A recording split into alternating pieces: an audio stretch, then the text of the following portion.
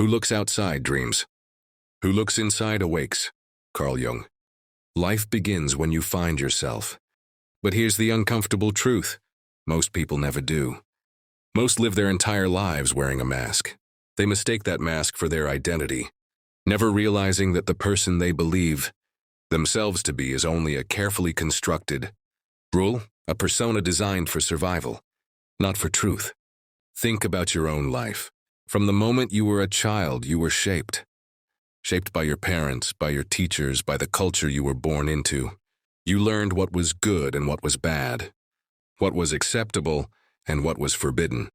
Slowly, you built a personality that could earn approval, affection, and belonging. Jung called this the persona, the mask we show to the world. It is a social necessity. Without it, you couldn't function. You wouldn't be able to work, communicate, or even live in society. But here's the danger. The persona is not who you are. It is only a performance. The problem comes when you confuse the mask for the self.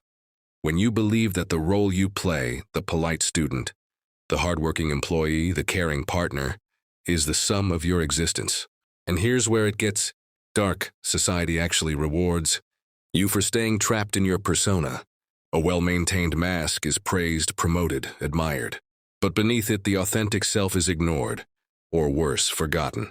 Jung said, "The privilege of a lifetime is to become who you truly are." But that privilege requires one terrifying act, removing the mask. So let me ask you, who are you when no one is watching? Who are you when the performance ends? That's the first step toward awakening. The moment you realize that your public identity is only a fragile surface, a costume. Beneath it lies the unknown depths of your psyche, waiting to be explored. Beneath the mask lies something most people don't want to confront: the shadow. The shadow is everything you reject in yourself. It's the anger you suppress to appear kind, the envy you hide under forced humility, the lust you deny while projecting purity. The shadow is not evil by itself. It is simply the parts of you that were deemed unacceptable and buried. Think back to your childhood. Maybe you were scolded for being too loud, too angry, too demanding. Those traits didn't disappear. They sank into the unconscious. They became your shadow. Here's the problem. What you suppress doesn't go away. It leaks out. Sometimes in anger that feels uncontrollable. Sometimes in attraction to the wrong people. Sometimes in self-sabotage. Jung said, until you make the unconscious conscious, it will direct your life, and you will call it fate. The shadow shows itself in projection. You condemn in others what you cannot accept in yourself. The person who frustrates you most often reveals the qualities you've denied in your own soul. That's why enemies are often mirrors. The journey inward begins here, by facing what you most fear in yourself, by admitting that the things you despise out there are often reflections of what lives in here. But the shadow isn't just darkness. It also holds power, creativity, passion, strength. By integrating your shadow, by bringing those denied parts into awareness, you become whole. Imagine your shadow as a locked basement full of raw energy. Ignore it and it controls you from below. Face it, and it becomes fuel for transformation. This is why life doesn't truly begin until you face your shadow.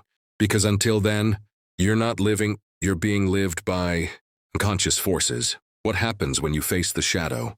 When you stop hiding from yourself? Jung called this process individuation. Individuation is not about becoming perfect. It's about becoming whole, about uniting the conscious and the unconscious, light and dark, persona and shadow, masculine and feminine. In individuation, you discover that you are far more than the roles you play. You are not just a mask. You are not just your shadow. You are a totality, a vast inner cosmos. This process is not easy. It often feels like death. The death of who you thought you were. But in that death comes rebirth. Think of myths across cultures. The hero descends into the underworld, faces the monster, and returns transformed. That's individuation. The monster is your shadow. The underworld is your unconscious. The treasure you return with is the self. Most people never attempt this journey. Why? Because it demands that you lose everything you thought you were. Your ego resists. Your persona fights back. Society punishes those who stray too far from the script.